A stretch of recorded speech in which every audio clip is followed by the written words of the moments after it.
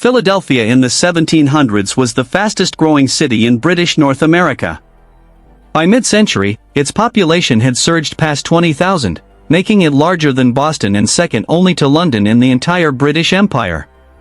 The city hummed with ambition, brick homes rising along grid-patterned streets, ships crowding the Delaware wharves, and print shops churning out newspapers and revolutionary pamphlets that would soon change the world. In this video, I use modern AI tools to bring historic paintings, engravings, and prints to life, allowing us to shift perspective, change camera angles, and move through the same scenes in ways their original artists never could. We'll walk through markets, peer into taverns, stand on the State House steps, and witness the city as it truly was: bustling, dangerous, and alive. The building dominates the view. Red brick, white trim, a central tower crowned with a simple wooden steeple. The foreground shows Chestnut Street, unpaved, rutted with wagon tracks. A few gentlemen in waistcoats and breeches stand in conversation near the entrance. The midground reveals the State House yard, open and grassy, bordered by a low brick wall. In the background, you see the rooftops of neighboring homes and the spire of Christ Church rising to the east. Inside, the Pennsylvania Assembly met in the East Room. The air was thick with pipe smoke and argument. Delegates debated taxation, land disputes with native tribes, and the colony's relationship with the Penn family. By the 1760s, those debates would turn revolutionary. But even in the 1750s, tension simmered. The building's bell, cast in 1752 with the inscription "Proclaim Liberty," cracked on its first test and had to be recast. Some saw it as an omen. The colony's Quaker founders preached peace, but frontier settlers demanded military action against French and native forces during the 7 Years' War. The State House became a battleground of words, not weapons, yet. The building mattered because it symbolized self-governance. Pennsylvania's charter granted unusual freedoms, and this room was where those freedoms were argued, tested, and defended. By 1776, everything changed. The Continental Congress convened here. The Declaration of Independence was signed in that same East Room. The building transformed from a provincial assembly hall into the birthplace of a nation. Today, this is a site you can still visit. Independence Hall stands at the heart of Philadelphia's historic district, preserved almost exactly as it appeared in the 1700s. The church rises elegantly in the mid-ground, its white steeple, completed that very year, piercing the skyline at nearly 200 feet, making it the tallest structure in the American colonies. The foreground shows the churchyard, where gravestones tilt at odd angles.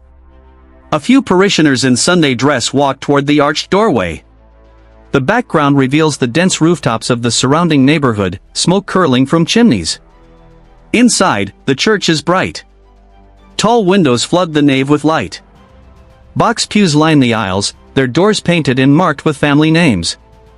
The air smells of candle wax and old wood. On Sundays, the church fills with Anglican elites, merchants, lawyers, British officials dressed in their finest silks and woolens. But tension ran beneath the decorum. Philadelphia was a Quaker city, and Anglicans were a minority. Christ Church represented British authority and tradition, which many colonists resented. By the 1760s, some parishioners, including Benjamin Franklin and George Washington, would quietly begin questioning their loyalty to the crown. The church mattered because it was a symbol of establishment power. Its construction had been funded by subscription, with wealthy families donating pews in exchange for social prestige. It was where deals were made, marriages arranged, and alliances formed. By the Revolution, Christ Church found itself in an awkward position.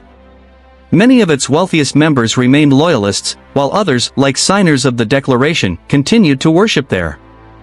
The church survived, but its congregation was forever divided. Today, Christ Church still stands on 2nd Street, its steeple visible from blocks away, a monument to colonial ambition. The building sits on the southwest corner of Front and Market Streets, its brick facade marked by tall windows and a painted sign.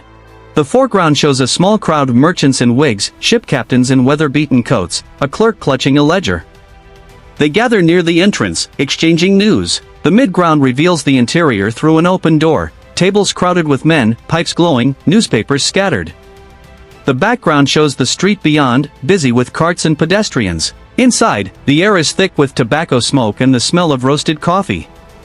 Men shout bids for cargo lots, auction off ship shares, and debate the latest news from London. The London Coffee House was more than a tavern, it was the city's stock exchange, post office, and rumour mill.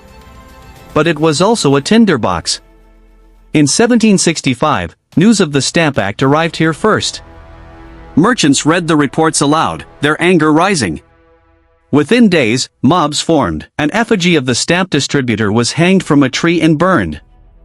The London Coffee House became the headquarters of resistance. This place mattered because information was power. Whoever controlled the news, who arrived, what ships carried, which laws passed, controlled the economy. And by the 1770s, that information was turning revolutionary. The building was torn down in the 19th century, but its legacy endures. It was here that Philadelphia's merchants decided they would not submit to British taxation without a fight. Today, a historical marker on Front Street commemorates the site. The building stands on 8th Street, an elegant brick structure with a central pavilion. The foreground shows a small garden, where a patient in a hospital gown walks slowly, assisted by an attendant. The midground reveals the hospital entrance, its arched doorway marked with a carved seal. The background shows the surrounding neighborhood in modest homes, a church spire inside. The hospital is a mix of hope and horror. Surgical wards reek of blood and carbolic acid.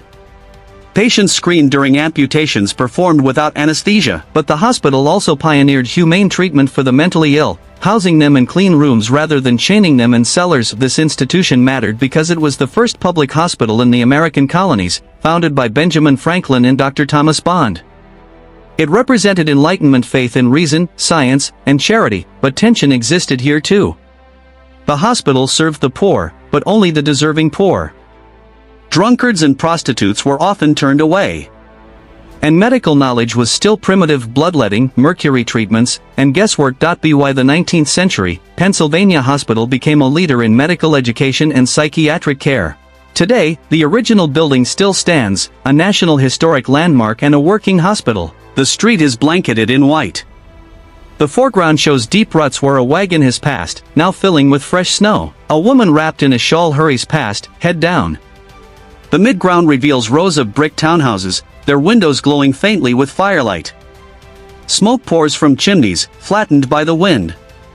The background fades into a white haze. The cold is brutal. Temperatures plunge below freezing. Ice clogs the Delaware, halting shipping. Firewood becomes scarce and expensive. The poor burn furniture to stay warm. Frostbite claims fingers and toes. But this winter was also historic.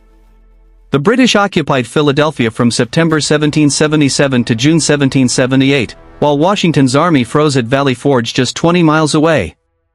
The city's loyalists celebrated in warm homes, while patriots, forced to house British soldiers, seethed in silence. This scene mattered because it revealed the war's real cost. Not just battles, but hunger, cold, and the collapse of normal life. Families were divided. Neighbors spied on neighbors. Trust evaporated. By June 1778, the British withdrew, and Philadelphia returned to American control. But the scars remained. Today, 2nd Street still exists, lined with restored colonial homes. On winter nights, you can almost imagine that same bitter cold settling over the cobblestones. Standing in these scenes, you realize how close the past really is. The streets, the smells, the voices, they're not distant abstractions. They're the foundation of the city we know today. Philadelphia in the 1700s was ambitious, chaotic, and transformative. It was a place where ordinary people built something extraordinary, where ideas born in print shops and taverns changed the course of history. If there's another city, another moment, another scene you'd like to see reconstructed, whether it's medieval Paris, Edo period Tokyo, or Victorian London, let me know in the comments. I'd love to explore it with you. Again, thank you so much.